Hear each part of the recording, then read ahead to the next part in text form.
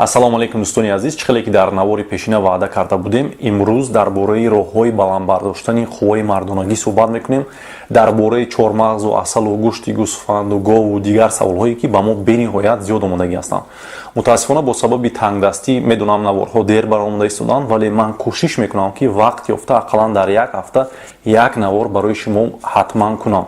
Ин навор бениҳоят барои шумо муҳим аст, ҳатман онро бинед ва агар ки тавонед ба ёру дӯстони худ равон кунед. خب پیش از سر کردن موضوع میخوام با شما گویم که مقصد نوار این نیست که شما این معلومات ها رو گرفته با کارهای نادرست و غش دست زنید. نه، برعکس. خیلی شما میدونید ما در چندین نوار دعوت میکنیم که کارهای غش رو نکنید. البته در باره ضرر سیگار، ضرر عرق و گویم که تماشای پورنو و دیگر چیزها البته صحبت کرده هستیم. تا که شما امونا گویم که ضررهای اونها رو به خود گیرید و فهمید که کنیم یا که نکنیم، این البته که در اختیار شما است. و در اینجا من یگان کار کردن نمیتونم. مقصد نوار یعنی این سالم بودن شما است، نه با مقصدی گویم که شما رو تلا دادن با یگان کارهای غشت. حتی باید گفت که نوار آینده نصیب باشد در باره بیماری های میشوند که برای علاقه جنسی میگذارد و من میفهمم که آنها چی عاقبت ها دارند و آن نوار هم به مردان هم به زنان بنهایت مهم است. و برای اون که از آن نوار آگاه شوید، حتما در کانال подписаться کنید و زنگوله رو نیز پخش کنید و وقتی من خدا خواهد اگر همون نوار رو گذارم با شما یعنی که معلومات میرود و شما میتوانید دارید و اون رو تماشا کنید. خب اکنون بیایید موضوع امروزه رو شروع میکنیم. خیلی که شما میدونید در مرد گرمونی هست که آن رو تستوسترون میگویند و وقتی آن کم میشود آن به سوسشوی مردانگی یا اریکتیل دیسفونکسیا میآورد و حتی فایز اسپرماتوزوید نیز پست میشود. غیر سوسشوی مردانگی یک چند علامت دیگر نیز هستند که شما میتوانید فهمید که تستوسترون شما پست شده است. این البته که به قوت شوی یعنی شما انرژی پیشینه رو ندارید.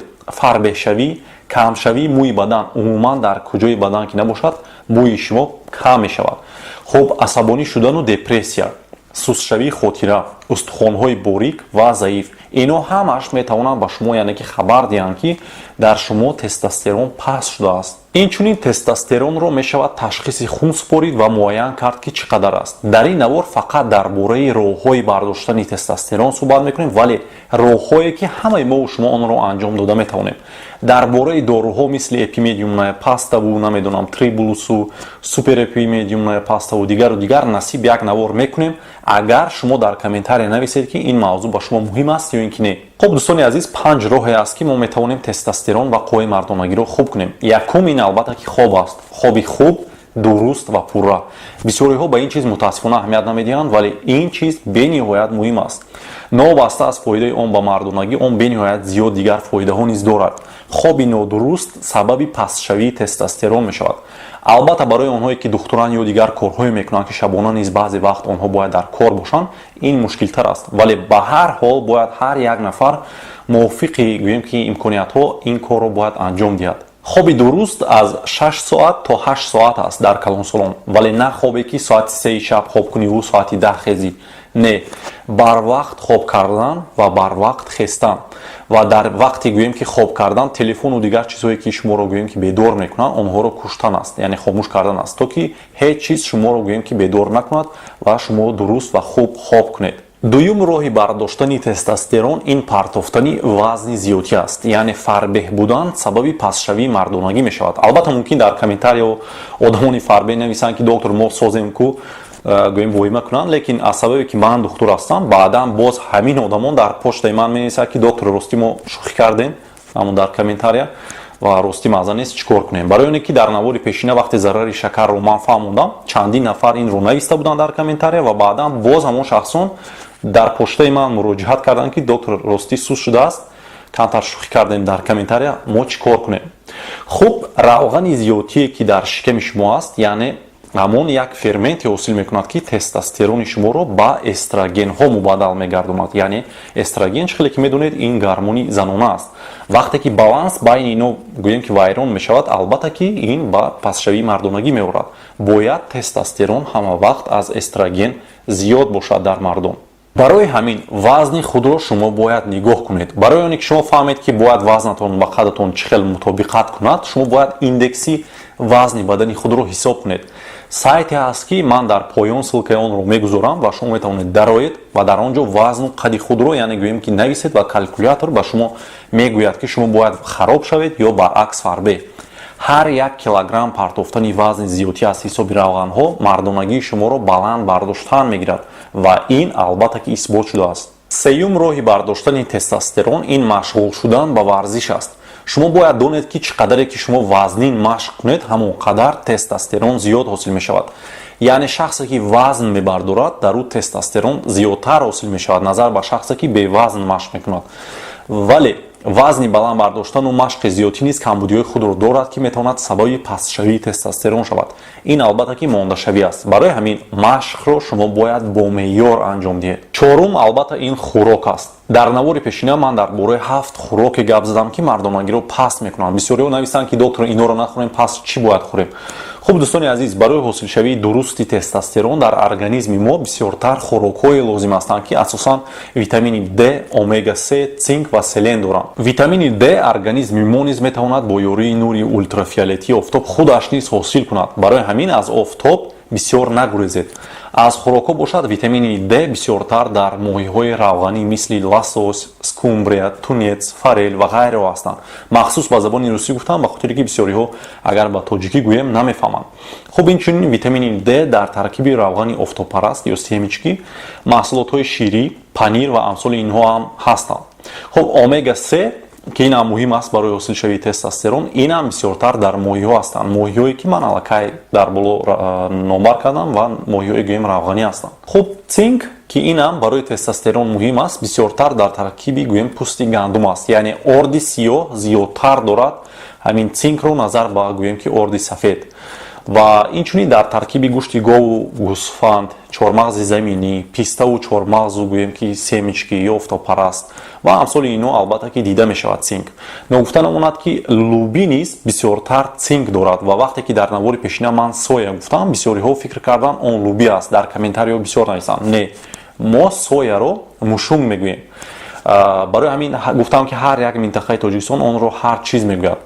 цинк инчунин бояд гуфт ки бениҳоят зиёд дар таркиби ҷигари гов дида мешавад. ин бениҳоят муҳим аст. инчунин ногуфта намонад ки аз маҳсулотҳо фоидаи бениҳоят хуби асали тоза низ барои ба қувват кардани мардонагӣ исбот шудааст. диққат диҳед, фоидаи асал, на шакару қанд. ман ин аллакай фаҳмондагӣ ҳастам. насиб дар мавзӯи фоидаи асал ва механизми бардоштани тестостерон бо ёрии асал, гӯем ки асали тоза, ман ҳатман насиб бошад як навор мекунам ва пурратар суҳбат мекунам. вале ҳоло метавонед ки ҳар рӯз 20 грамм агар асали тоза дошта бошед, метавонед ки онро истеъмол кунед. аз меваҷотҳо бошад кадом мевае ки дили шумо мехоҳад ва имконият доред хӯрдан гиред. вале аз ҳама хуби он барои ин масъала, яъне масъалаи бардоштани тестостерон, ин албатта ки анҷир аст. дӯстони азиз, маҳсулотҳое ки дар таркибашон витамини D, омега 3, цинку селен доранду тестостеронро зиёд мекунанд ва ба мардонагӣ фоида доранд, бениҳоят зиёд ҳастанд, махсусан дар ватани мо. ҳар яктои онро албатта ки инҷо номбар карда намешавад, вақти бениҳоят зиёда мегирад. барои ҳамин дар инстаграми ман, барои оне ки шумо осонтар шавад, ман суратҳои маҳсулотҳоро гӯем ки дар он ҷо гузоштаам ва ҳар касе ки хоҳад метавонад амон ссилкаро дар поёни ҳамин навор ёбад, дарояд ва онро бинад ва ба худ гӯем ки скриншот кунад. шарт нест шумо инстаграм кушед, не, доред ё надоред инстаграм, болои ҳамон ссилка зер кунед, шуморо он ҷо мепартояд. хуб, дарояд скриншот кунед ва ба худ гӯем ки маълумот гиред. бениҳоят муҳим аст дӯстони азиз, то ки шумо фаҳмед ки ҳар хӯроке ки ман номбар кардам, онро бояд бо меъёр истеъмол кард. гапҳои ман ин маънои онро надорад ки шумо масалан ҳар рӯз фақат гӯшти гов хӯреду, гӯшти моҳӣ хӯреду, дигар чизҳоро нахӯред. не, шумо аз ҳар як чизое ки номбар кардам кам кам бо меъёр ва шароитро нигоҳ карда хӯред.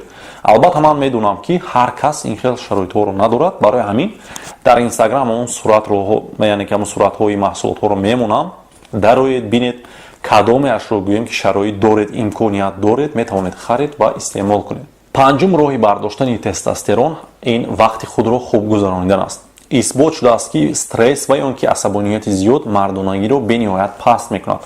ин чизро ҳар яктаи шумо медонед ва оное ки муҳоҷир ҳастанд боз хубтар медонанд. кӯшиш кунед ки асабонӣ нашавед барои ҳар як чизи гӯем майда чайда. медонам ин қин аст, вале ба фоидаи шумо нест стрессу гӯем асабонии зиёд. дӯстони азиз, дар ин ҷо навор ба анҷом мерасад ва фикр мекунам то ҷое тавонистем ба шумо маълумотҳои заруриро додем ва шумо каме ҳам бошад ягон чизе барои худ гирифтед ва фаҳмидед. Ҳатман оиди маҳсулотҳо саволи худро дар комментария нависед. кӯшиш мекунем ки дар комментария низ ҷавоб гардонем. мутаассифона такрорам шавад, бояд гӯям ки дар инстаграм як гурӯҳ номардон аз номи ман истифода бурда мардумро фиреб карда аз онҳо пул канда истоданд ва насиб дар ин мавзӯъ ва дар бораи ин аблаҳон ман ҳатман як навор мекунам. барои ҳамин дар директи инстаграм савол равон накунед. саволу ҷавоб танҳо дар почта мешавад. почтаи ман дар зери ҳар як навор ҳаст. ва ногуфта намонад ки вақте ки дар почта менависед ба шумо автоответчик ҷавоб медиҳад ва ба саволҳо бояд ҷавоб гардонед, то ки ман тавонам ба шумо кӯмак расонам. агар дар почта давоми 6-7 рӯз ҷавоб нагирифта бошед, донед ки айби худи шумо аст. дар автоответчик яъне саволҳое ки ба шумо омодагӣ аст ҷавоб додагӣ нестед. хуб дӯстони азиз, дар ин ҳолат шумо метавонед ки почта яъне ки папкаи спами худро низ гӯем ки бинед, шояд дар он ҷо бошад. хуб, дар ин ҷо навор дӯстони азиз ба анҷом мерасад. навори оянда насиб бошад, бениҳоят мавзӯи муҳим аст ва ман кӯшиш мекунам ки зудтар бо пайдо шудани вақт барои шумо он наворро кунам. барои наворро дидан, яъне навори ояндаро ҳатман дар канал подписатсия кунед агар накарда бошед ва зангуларо низ пахш кунед. худованд ҳеҷ гоҳ бемор нашавед. хайр.